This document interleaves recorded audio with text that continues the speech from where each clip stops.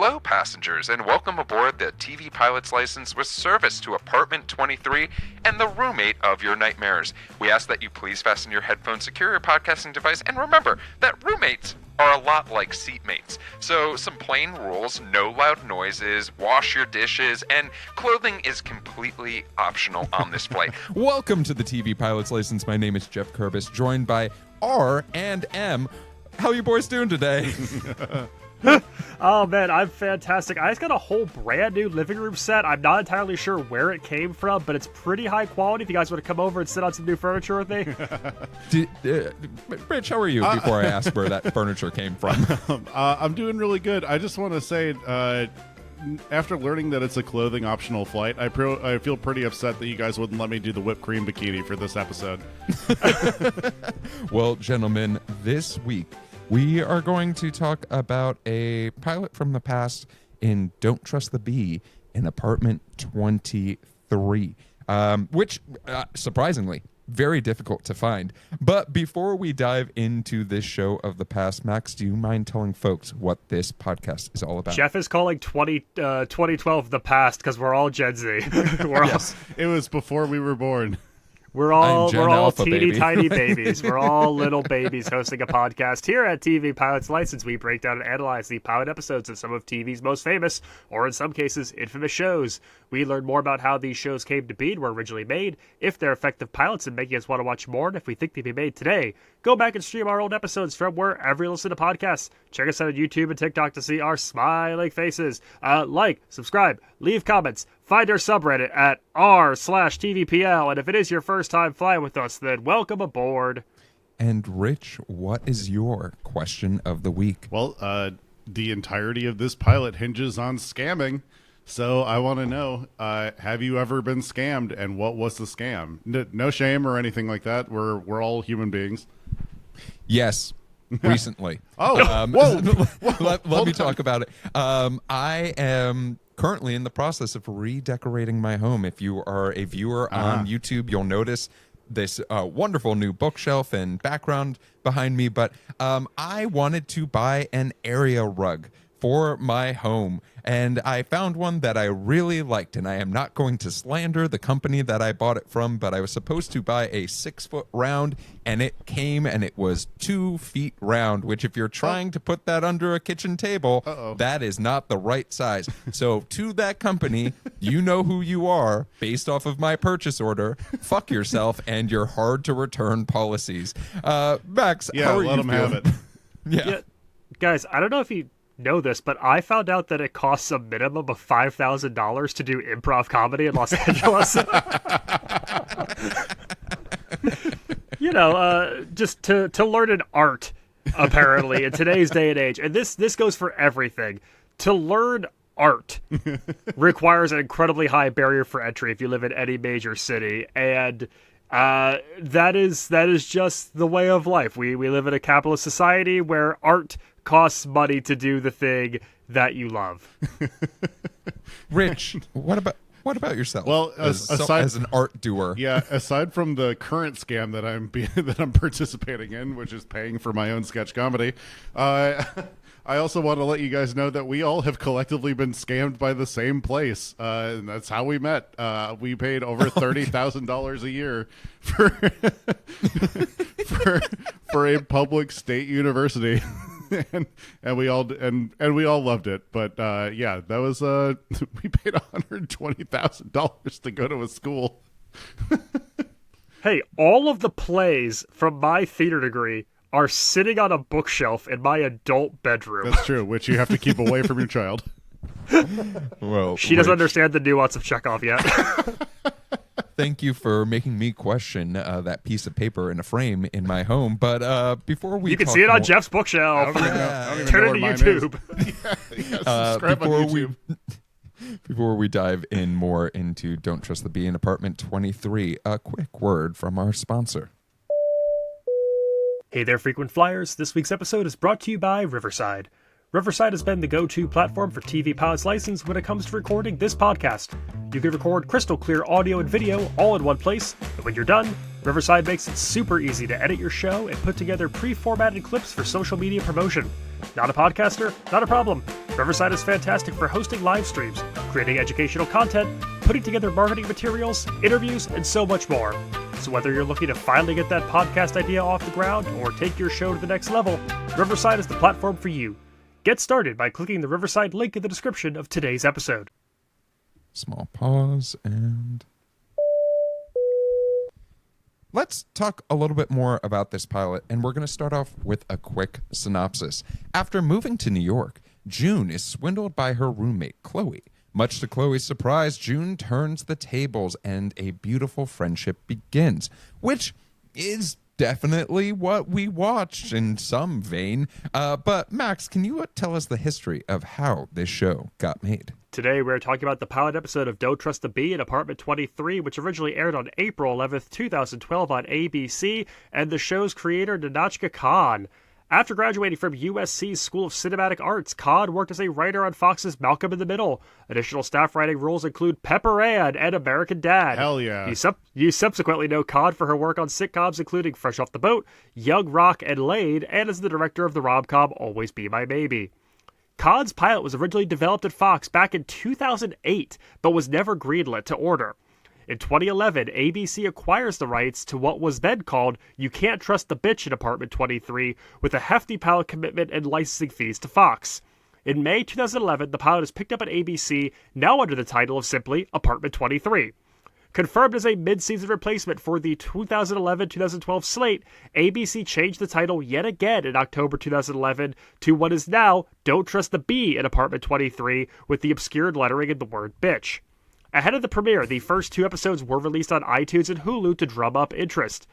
While warmly received by critics and having a passionate fan base a decade later, these shows' run at the time was marred by some truly bizarre scheduling and airing decisions that I'll let Geoff get to in a little bit. Uh-oh. Today's pilot is directed by Jason Weiner, director of the pilot of Modern Family, as well as a co-executive producer and the co-creator of another TVPL classic, 1600 Penn. Yeah. Perfection. Well, let's dive into this show, right? And this show starts with a couple of interesting things, right? Not only do we start with the concept of a voiceover, which is not our protagonist, That's right. Which I have a lot of thoughts about, but we also start with a flash forward to then go into a flashback. So I'm curious, gentlemen, for seeing an out of the blue moment of passion into this is how today is all different. Max, what are you thinking in these moments? Quick question. What is everyone's familiarity with the show? Because for me, this is my first time watching it. First time. I'm not going to say my answer. Okay. You Okay, guys- Jeff's seen it all. Great, Jeff's moving seen on. every episode 8 times. So we have obviously all covered and seen sitcoms, both with this podcast and in our personal lives, that begin with these, here is a life lesson, we're setting up with a voiceover, maybe a why is today different. We've seen this played out as your page 1 on 1,000 different half-hour comedies. And so to pull the rug out and to actually have it revealed that the person we are seeing in this opening frame on this first page is not our voiceover, is not our protagonist, is such a fun subversion, I think. And this is a show that plays with so many tropes and styles and just completely flips them on their head. If you are a fan of very stylistic, very bold, physical, set and prop driven comedy, the first 5 minutes or so of this pilot are going to be extremely up your alley. Yeah, it's you really get slapped around in those first couple minutes. It is, it's not a it's a reveal that the narrator is not. Well, it's not Krysten Ritter, at least. I would argue that it is still our protagonist. For sure, the voiceover is still our protagonist. The entire time, all I kept thinking about is the length of a shower it would require for me after I sat on a birthday cake. It would have been. That's a 20-minuter at least. You gotta get a lot of red number 3 out of your ass. I like how you're thinking of length. I'm thinking of number of showers personally. I'm like, all right, cool. So shower number 1, we get the first initial The first initial wash, shower number 2, we realize, oh, I missed some, and shower number 3, No. we're like, we're finely clean. Like, Jeff, this is- my method is clearly better. You're ruining towels. I do want to talk quickly because we've come to see pilots with extremely long opening title sequences. We've come to see pilots with short ones. This is a short one, and one that I feel like is trying to be very, you remember it, you have it in your head. This is obviously not a song from somewhere else, and this is an original composition. Did you guys like this little opening title sequence and song that came with it? Yeah, it's a fun little button. It's catchy, it's jingly, it feels like it throwbacks a little bit while being like very quick and on the nose. This is definitely a show that has a love letter to a lot of types of other sitcoms and also very internet humor. Watching this pilot and then knowing that the creator worked on American Dad is where things started to fall into place and make a little bit of sense for me. That's right. And shout out to all my other American Dad heads over there. We're gearing up for season 20. All 4 of you can't wait. Yeah. But I do Go think ahead, Rich. The title sequence is fantastic. It gives a lot of like the feel of the New Girl title sequence, where Sure. this is like in a very experimental, like post-office craze style of sitcom. You do get a bit of a feeling of New Girl, and just like this is going to be pretty unstructured, and also. It feels like kind of like what the songs that like Lily Allen put out originally to get like very famous, like a lot of like comedy centric songs and stuff like that. It felt a little Lily Allen-ish. Well, you named another sitcom that aired only a few months before Yes. this one with its pilot, and you named a singer-songwriter whose rise to prominence was really only a couple of years before this. So I don't think it's entirely off what you're saying. I think that this is of an era, Yeah. for sure. It's maybe just a little bit bolder and more in your face than some of its comps. For sure. Well, let's set the tone of past this moment, this shock that we're supposed to be given at the beginning of this pilot of a cheating scandal that might be the greatest gift or the greatest thing that anyone's ever done for someone. Let's meet this June character in a story that should feel familiar to some of us, right? And the idea of we all went to a state school in the middle of Indiana. Some of us on this podcast have Midwestern parents who are calling in to see how their child is doing in the big city. And Hey, Mom.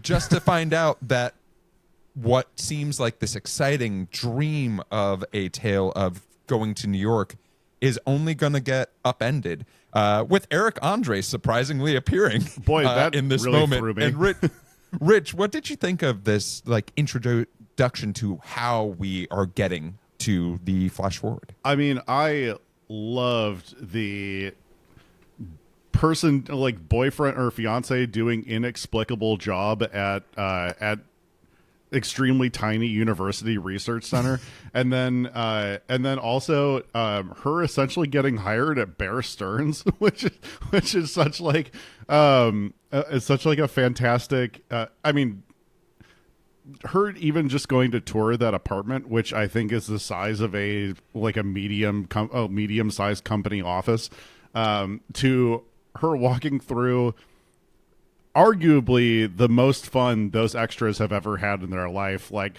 I need you to create as much corporate chaos as possible. There was someone walking past her, crossing in front of her with a burning sheet of paper held out in front of her face. I'm like, that ain't OSHA safe. The multiple fires, the fact that you need to get this whole song and dance to get this shot in the office. I loved all the physical comedy here. I loved all the prop pieces, the set work, and that it feels fantastical. It's over the top. It's not grounded in realism. There is something so visually stimulating about the sequences in this show. We see it in this office sequence, just kind of jumping a little bit to hit on this point, having not just a next door neighbor, but a next building neighbor who can reach out and Yes. touch your apartment. The way we play with the set pieces in this show is just such a fun way to spin sitcoms on its head. So we leave this scene now with this entire concept of why we're here today. Why is today different, of starting a new life in New York being completely turned upside down on its head. June no longer has a job. We quickly find out she no longer has an apartment. And we also get these very fantastic side scenes where the parents are saying like, hey, we've invested everything in you and like we're currently in a ton of debt, so like don't fuck this up. Right. Which, Rich, I'm curious, as far as we know what is going to come, we know we are soon to meet Krysten Ritter's Chloe very, very soon. But in the meantime, did you like this montage of seeing all of the worst roommates that you could possibly have? Yeah, I do. Like, they do such a good job of making this so rapid paced in the sense that we're gonna have a creepy dude. We're gonna have people who have a billion cats. There's gonna be that is basically the two types of New Yorkers. The two types of honestly, a little. There's bit. only two. A little bit. They didn't have a musical theater person, which I found very disappointing. Shout out to the Drama Pod. But if you can sort yourself into one of those two camps, that is basically every single person in New York. But yeah, I think they do a fantastic job of this. There is not a absolute microsecond of this pilot wasted in terms of setting up the exposition here. It is, we want to establish this relationship between our two protagonists as quickly as possible.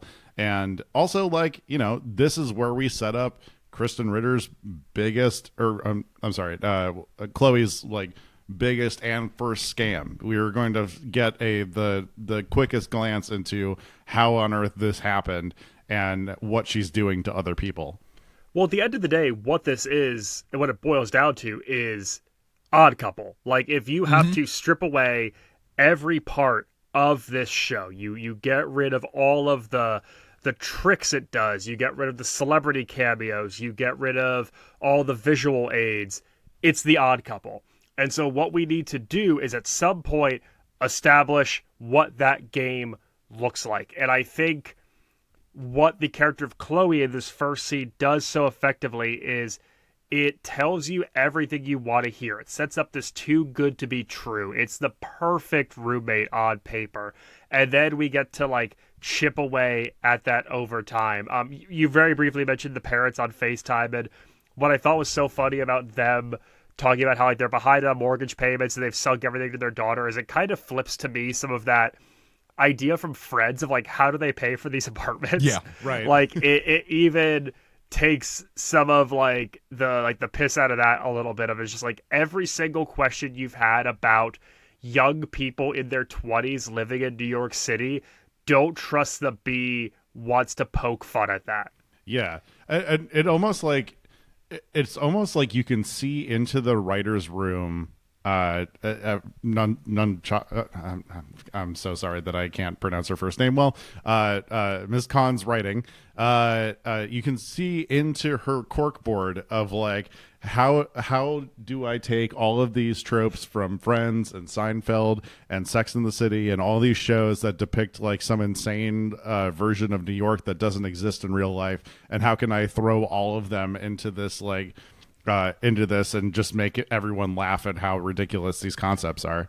Yeah, I truly love the idea of embracing living in New York in your 20s is insane. Like, the concept is truly unapproachable. And we have been fed lies for so damn long about that concept itself. But I want to bring us to this foreboding warning that we get, right? We get it, everything seems perfect on paper, but we are instantaneously told that we have been scammed by Chloe, by this mysterious neighbor saying, don't trust the B in apartment 23, right? And they said the name of the show. Yeah, literally, am I pointing at the screen being like, yes? We really not were only because of men. Liza Lapira being in the show, which I absolutely adore them, 100%. But then the show once again takes us on a very quick turn into what can only be described as chaos in this instance. And I mean, another montage moment. Rich, you mentioned the idea of this show is snappy, it is quick, And Max, I want to hear from you. Did you enjoy the chaos that is brought to us by this Chloe character of trying to rid herself of a new roommate? Oh, absolutely. To have our first scene with Chloe and to lead into what feels like such a distinct end of Act 1 moment with this neighbor, to everything that follows feels appropriate. And it's engaging and it's entertaining. And if I have to nitpick anything about this show, is that June feels so overshadowed by its supporting cast, even down to the marketing of it. You know, this is a show that is about Krysten Ritter and a character that we have hinted at but not directly spoken about just yet. Yep. And yes, the chaos is engaging. It's all of the worst tropes. This also feels like the beginning of, you know, the internet forums really taking part, where it's like you can share roommate stories and texts from last night, and like all these horrors can be put out on the internet, and Chloe embodies the person who's on the other side of all of those messages, and she is just an absolute sitcom hurricane. She is captivating. She's an anti-hero. She's an icon. She is the moment. I love watching her on screen. She's very, very fun as a foil and the second hand of this odd couple two-hander. Yeah, there is something so lovely about the way that this character is written, in the sense that, like, this is also kind of like a ubiquitous New York experience that you don't, like, that not a lot of people talk about. Like, we're gonna shine a light on the person that you first meet when you're there that is trying to scam you. They're trying to live a life that is not theirs. They're doing whatever they can to throw anybody else around them under the bus for survival. That is really, like, that's another part of New York. And, you know, it's just because of how fucking expensive it is there, and how nice New York is strictly for the wealthy. But that is, like, it's such a nice moment. And then, of course, we get some unbelievably compelling and fascinating details about her life, that she was a video vixen at one point. That's how she met the neighbor. And also that she's friends with, well, the reason we're doing this podcast this week, Mr. James Van Der Beek. She's friends with James Van Der Beek. And this is the introduction of another concept of ridiculousness in this pilot, right? Because I think that for a lot of shows, having a James Van Der Beek come in as a one-off episode of, like, oh yeah, I'm friends with James Van Der Beek, and he's here, and, like, I'm imagining I'm imagining Friends, right, where James Van Der Beek enters the scene and the audience goes fucking nuts because there's a laugh track, right? But having James Van Der Beek be this more cartoonish version of himself with, like, less morals than we have been presented by, in comparison to Dawson of Dawson's Creek, is such a fun idea that I think, and I want to hear from you too, I love this as a idea of just, let's throw on the absurdity, and we can make all of these stories and use James Van Der Beek as a tool and a plot device throughout this show as a whole. And Max, you're nodding. I want to hear more from you. This is where Don't Trust the Bee goes from really fun stylistic sitcom to full-on meta comedy in a way that feels so indicative of the early 10s, whether it's kind of like the second run of Curb Your Enthusiasm really hitting its stride, whether it's a movie like This Is the End being like a major wide release motion picture, to something like this. I will say, peek behind the curtain, 2014, I auditioned for a sitcom pilot that also tried to do a very meta thing with an actor playing a kind of like subversive parody of themselves that was not nearly as good as Don't Trust the Bee. I will tell you more about it off camera.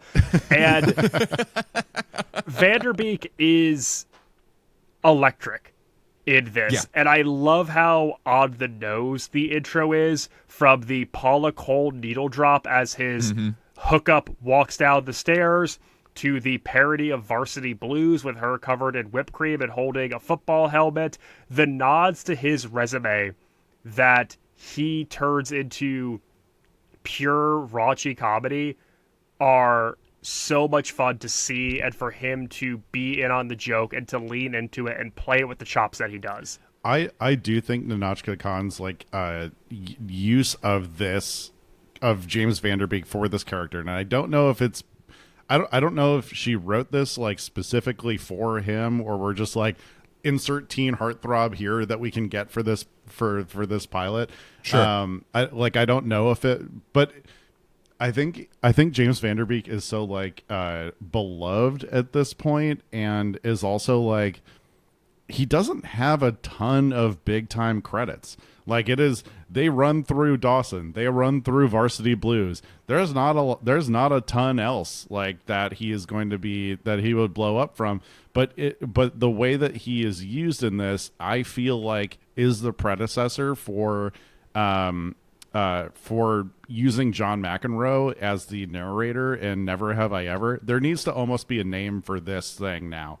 And later in this episode, there is a shot where Van Der Beek, in pure 90s heartthrob Dawson's Creek fashion, tosses a flannel shirt over his shoulder when he's already wearing a sweater and a leather jacket. And it is such a silly visual gag. And it's like, to me, this is where the whole tone of the show comes together. It's where the visuals, the acting, the writing, like this simple action line joke feels like such an encapsulation of what this show tries to accomplish. So, as much as we could just talk about James Van Der Beek, I think for potentially another 30 minutes about a 24-minute show, I do want to talk a little bit about this the problem that is brought to us. And Max, you referenced it earlier. We are almost forced into this odd couple moment because June does not know how to retaliate in an appropriate manner and sells everything of Chloe's in the apartment. You don't think that's appropriate? I think it's hysterical. And I think that giving us that reveal for this show is such an important part of this script. I think if I'm about to be on the streets in New York, I'm selling her kidney when she's asleep. I'm like, I am doing whatever the fuck I can to take this person down. If someone like openly scams me and takes the last of my money, 100% they're going down. But here's my thing. Revealing that character of June has a inability to appropriately react to situations is such a nice little piece of character that if we're treating this as a pilot, right, which it is, lets us in on the idea of in the future, June is a loose cannon when she is pushed over the edge to the point that she might do something that causes the chaos when you're expecting it from maybe James Van Der Beek, or you're expecting it from Chloe, or the health inspector neighbor next door. I'm going to push back, though, really quick on I think that Jude's retaliation is calculated, it's appropriate, and it's a testament to Chloe to then re-scam her. Yep. Because what this whole situation is Chloe has been overcharging Jude for rent, using the excess money to buy herself luxury items. Jude retaliates by selling all of Chloe's furniture, and Chloe basically leads them on this goose chase with this whole sob story about a family heirloom piece of furniture that it turns out she's just stashing drugs in. And so it's like there's a scam back from Chloe. It's like you allow June to think she one-upped you. You allow June to think that she went too far. And that's part of a scam in itself. And so it's just these two playing tennis with each other. And it's like they're both Oscar and they're both Felix. Like they both play both sides of the coin. What's really nice is that you guys are familiar with that grid of like the lawful good, lawful evil, that whole thing. I think what's really nice about this exact moment is that it takes June from lawful good to unlawful good, and I like that a lot. It is like, oh, you're not the only person who's going to get subverted here. And you could see the scam from Chloe coming a mile away when she's like immediately flips her attitude from, I just love to, she's talking about like how she is as a roommate and what she likes and stuff like that to try to like lure June into the apartment, and then immediately flips to like, all right, first month in security deposit, or first last in security deposit immediately. Like, immediately she's getting scammed. You didn't need to wait for that. But what's really nice is that big reveal of like, oh, June came to play, and she's not just some girl from Rube from Indiana. She's going to also play the hands that she's given. Well, Rich, I'm really glad you brought up the concept of the scale of good versus evil and the lawful versus unlawful, because at the end of our episode, I figured right, you like that with the Dungeons and Dragons stuff that you like. Yeah, you know I have some dice behind me, baby boy, and I'm going to roll a nat 20 on this and bring us to the ending of this pilot, because we've seen June fighting against this, what we only presume is a chaotic evil in Chloe. But that chaoticness turns into a chaotic neutral by the end of this pilot, when Chloe reveals that this boyfriend character that Rich, you mentioned at the beginning of this pilot, seems to just be a bit of a knob. Like, let's just be honest.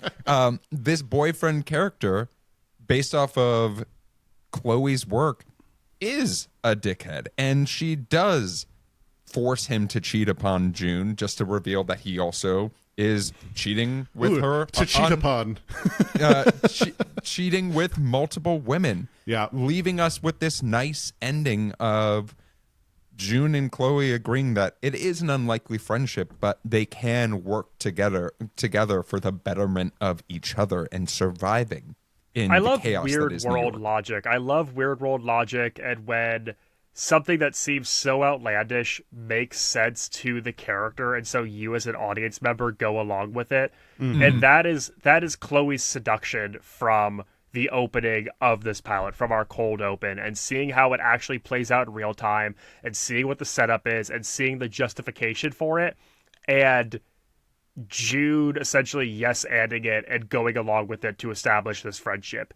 It doesn't need to necessarily make sense to you if the characters believe it, and this is a show that leads into that, and it tells you that we're going to have more situations like this where on paper it shouldn't read right, but they buy it, they believe it, and they're going to make you believe it too. Well, gentlemen, that is this pilot, but I want to hear about things that you love, maybe things that you want to give a little bit more shine that we didn't discuss in depth about Don't Trust the Bee in Apartment 23. Rich, you're nodding your head. I want to hear from you first. Yeah, whatever is happening with the stages of this research project, and I almost feel bad that, I mean, it was necessary for the fiance to go because you needed like something that bound them together in a way that like, we can both mutually hate this guy. That's how we're going to stay together between June and Chloe. Ultimately, whatever the hell is going on, it was at Western Indiana University or something like that he was a research coordinator at.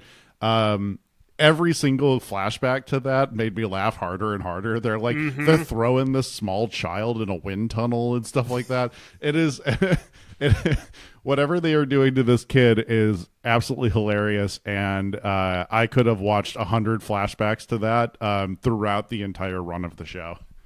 Max, what about yourself? I got 4 words for you, bud. Vietnamese energy drink ad. Oh, thank you for talking about it. The button with James Van Der Beek's overseas commercial. We don't talk about actors doing this anymore. Once upon a time, we made an entire movie about it called Lost in Translation. That's right. And this idea of your career has stalled, and so you use your fame and notoriety to sell products overseas. Again, this show just leads into so many clever tropes. It flips them on their heads. It plays them big. It's an incredibly visual, engaging show. And Van Der Beek looks like he's having so much fun in this last taped segment. And it's such a memorable final few frames to end this on. I will think about that as my ending more than the actual resolution of the plot. You think George Clooney's ever been to Italy? No chance. Ocean's 11 2 would disagree with you. Ocean's 11 2 is crazy. They're sequentially numbered. Ocean's 12 would disagree with you. That's like a Lion King 2.5. Yes. The greatest of that and Grease 2, the greatest of the of those movie franchises. For me, it's the recurring characters in this show, right? Eric Andre in this, Liza Lapira in this, and Michael Blakelock in this. They're both, all of them, when we are given those characters, shine in those moments, and they force you to like treat them almost as palate cleansers of just weirdness, which I absolutely adore in this show. Like the insinuation of Eli Weber's character masturbating to June was so insane that it was on this was on ABC in prime time. Is like we used to be a proper country. We used to be a proper country where boy, we could things got loose in that second Obama term. And like that to me, like stuff like that is just, it's so much fun for someone to be like, this is part of the pilot, and executives looked at it and were like, yes, we're cool with that joke at least this one time. What about wait a minute moments, things that cause you pause? This pilot might not have been for everyone. Was there a part of it that wasn't for you? Max, what are you thinking? Yeah, Rob Yag should have been in it for longer than just being the moving man for a split second. And it's really, come on, man, that's Lawrence Yee from Secession. He's a star of the menu. I know this is before his career really took off, but I was like, I want more Rob Yee in this pilot. Yeah. So your wait a minute is kind of just a positive. Yeah. It's this actor whose career hadn't blown up at this point yet, not being in it for long enough for my liking. Mine is also, I guess, just a positive. This pilot moves so fast. This is the fewest amount of notes I've been able to write down in a pilot, just in the interest of time that I didn't want to make watching this 21-minute pilot take 2 hours of me writing down individual lines and notes and stuff like that. It's so fast. You barely know that you've sat down when the pilot is over. It's not really a negative in any way, but like, I mean, to add to your point, Jeff, like it almost like felt like it didn't have a particular lane of like, oh, this is going to be HBO. Oh, now this is like a network show and stuff like that. It's like everyone knows it's you know that there's bitch in the title. So I'm like, so it's like it's such a weird lane where they're like, yeah, we're gonna insinuate masturbation, but you can't swear and stuff like that. It's it's such a bizarre play of the censorship rules at that time. Yeah, mine's going to be dumb, but it does have a point, All which of ours were is dumb. that I was thinking, like, there's not enough variety in the types of New Yorkers, which is, like, that's such a bullshit one. But, like, my genuine issue with this show is I think the issue that the studio had with it, which is how the fuck do you name this show, right? How do you name this show and give it and make sure that people feel comfortable watching it while also giving it the appropriate amount of warning that this might not be for every member of your family in this instance? I don't know what the answer is. I did not come with a list of appropriate names, but just calling something the worst roommate in the world, that's not a big enough draw. But we were like, I think this is the era where we were like, wasn't there a William Shatner show where it was like tweets from my dad or something? That was the sitcom version of the Twitter account, Shit My Dad Says. Yeah, Shit My Dad Says. Like, I'm not saying name it that, but I am saying that there was an opportunity here, I think, for something that was a little bit more clever rather than just a one-off line that then we probably never hear again. But they had the same issue where you have to blur out the title for the censors and for broadcast and for guides. So now you have like asterisks in there. And how do you pitch that? How do you promote that? Also, the era of turning tweets into TV shows. We were in a weird time in the early 10s. Hey, what a time. I still want my residuals from Chicago Party Ant. If you're listening, Netflix, I know this is a knockoff of my Stat Chicago account. Give it to me right now. But I guess I guess if you're like talking about like the title of the show and stuff like that, I think the most clever part of it was adding the apartment 23 part, because if you know it rhymes, then you know that you can say "Don't trust the bee" in apartment 23. It's that jazzmatazz, baby. It's rhythm. It's music. Yeah, it gives the mind like permission to say "bee" instead of "bitch," which I think saved it. Well, gentlemen, we have one more question, and that's an in-flight question. Our in-flight question this week comes from frequent flyer Lauren, who asked, what's the biggest red flag you could look past in accepting a roommate? Shit. Let's just put all the cards on the table. Beautiful location. The rent is right within your pricing and within your budget. But what is the thing that is just below the line of you saying, I can't? I haven't lived with a ton of roommates, not to brag. It's just like it just hasn't worked out that way because I've lived with partners most of the time. But I would say the amount of weed being smoked versus like smoking weed in general is like there's like a particularly hard line that some people can play with that really changes the experience. How about you, Jeff? Max? Oh, I'm sorry. I was going to shoot to Max. I would say, hypothetically, if you moved in with someone in, let's call it early February, and everything seemed fine and dandy, and they were a good person, and they respected space, and you got along really well, and everything was great through the spring and the summer, and then you learned on October 1st that they were incredibly into Halloween. I could have written this for you. Tell them about your shower, Max. Tell them about your shower. And you discovered that when you pulled back your shower curtain, Jason Voorhees was trying to murder you. That may raise some questions. That may be the first time that you and that roommate have to sit down and have an honest conversation with one another. You really were like you almost ended his Peter Pan syndrome and personally. But I could have written that for you verbatim. And here's the thing: when someone tells you that, hey, when you pull open the door, there is going to be a giant Jason Voorhees with a sound box attached, try not to freak out. No matter how prepared you are mentally, you're going to freak out regardless. I'm in the right room to shit my pants because, boy, God. I can't wear those pants no more. Well, to shit yourself right outside the bathroom is such a poetic justice. Yeah, I don't want to blame any particular roommate, although but I will say something that was a sign that, like, there was an apartment that I almost lived in Chicago that was perfect location, truly exactly where I needed to live. It was right on the bus line. The rent was half of what I was paying for a lot more space. Nice. Which is great. But in a thing that sounds weird now, but like at the time was interesting, was I was walking through this apartment and it seemed crammed. There were like 4 people in an apartment, which is fine. And then I noticed there were no screens anywhere. There was not a TV screen. There were no laptops. There were nothing of those sort. And right now that sounds lovely.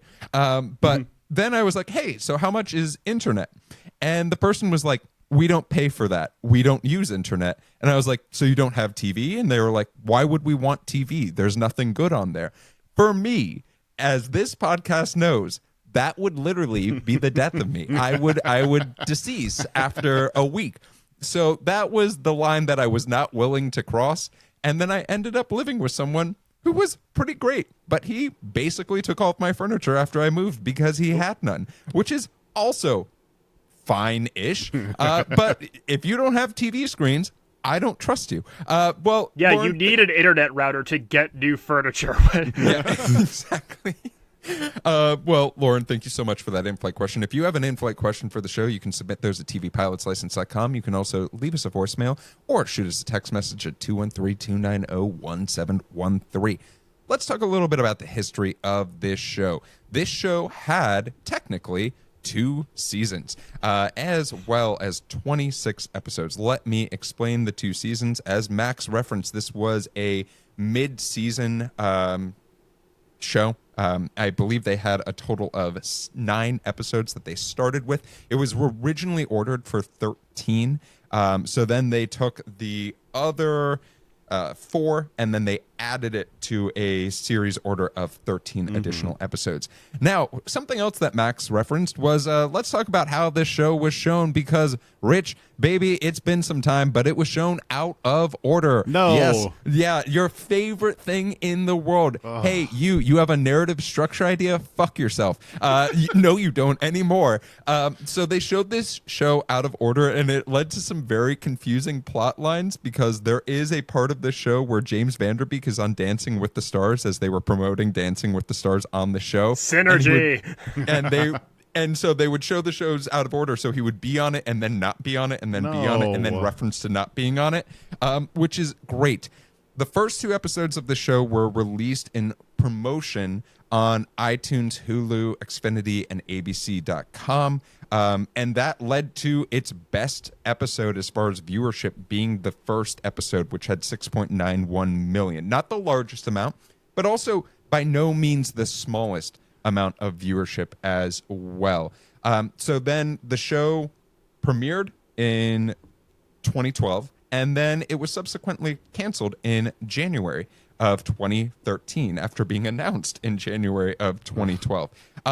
What ended up happening is they had 8 shows that went unaired, and they ended up releasing those on all of those platforms that I talked about earlier. But then in 2014, Logo TV acquired the rights for re-airing the show, and they decided to re-air it in perfect sequential order for the first time ever. Are any of the characters gay in this? Why would Logo go for it? Content, baby. Okay. All right. All right. To also show a little bit about how this show was a little bit less loved than maybe it deserved. It had 3 different time slots over 2012 that included the death knell. Wednesday, Tuesday, and Sunday. And the Sunday time is the true death knell, because it was 10:30 p.m. Holy Christ. What are you doing? So you're like going up against like what, The Sopranos, or like what? You're going against The Sopranos, and then you're also going against the John idea from Cincinnati? of Sunday Night Football. Oh, Christ. And then the show was actually broadcast across the world, including 7 different countries and all of the Asia Pacific region on Star World. And then as far as awards, 6 nominations, 3 of which were Teen Choice Awards for all of our 3 main characters in 2012. But no surfboards can fit in Apartment 23, as none were won. But gentlemen, that is the history of the show. Rich, it is time for your game of the week. You could surf in Rockaway Beach. All right. Rock, Rockaway Beach. Rock, rock, rock. Oh, sorry. Okay, sure, we'll get to it. It's all right. It's all right. Do the whole song. This was a tricky show to do a game for, just because it was so rapid, and I wanted to try to make this about our recently departed James Van Der Beek. However, since he is so recently departed, it was impossible to find anything that's not like a touching tribute to him, and I don't want to do that. So here's the history of scams. Woo! All right, the first recorded history of a scam comes from 300 BC in Greece. Obviously, this is pretty hotly debated, because there have been scams probably as long as there have been 2 people, one's trying to scam the other. Was the first scam in recorded history A, insurance fraud, B, a pyramid scheme, C, a romance impersonation scam? That's not an ancient Egypt joke, Max. Or D, a fake bake scam? I was going to say, I think the first pyramid scam happened a while ago. The pyramid scheme was a while ago. You can just talk to Tutankhamun about that. No, I think it was D. I think D a fake is bank? the answer. Yeah. You know what? Just I'm going to say insurance fraud. Max, your inclination is right. It is insurance fraud. It was wow. So 2 guys took out an insurance policy on a cargo boat that they owned, realizing that they could make more money from sinking the boat themselves. One died in the process, and the other one was jailed by the Athenian justice system. which I cannot imagine was very fun. I mean, as long as there's been civilization, we've had travelers. That's not a free plug. You owe us money for that. All right, second question. One of the most prevalent scams of 2025 is obviously those weird, shitty, random texts that we all get. They try to lure you into a conversation to get your private information. This has a name. What is that name? Is it A, harshing, B, clacing, C, smishing, or D, blusting?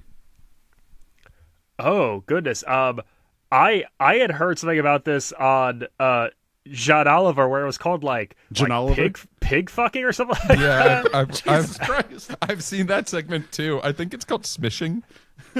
I'm gonna say blusting. Oh, Max, blusting doesn't make you feel good this time. It is C, smishing. It was smishing indeed. Good guess, Jeff. And that's a very brief history of scams. Well, gentlemen, and Rich, thank you for your game of. Oh, gentlemen and Rich. Okay, great. And before we sign off, and as our plane comes to a land, I have two questions for the two of you. And the first is, would you, based off the pilot and the pilot alone, watch more of Don't Trust the Bee in Apartment 23? It's hard to find. I did not mention that at the beginning, but you do have to purchase this on a per episode basis as of right now, but it does go on streaming occasionally. Netflix has a page for it ready to go, but so does Disney Plus. Just run another scam.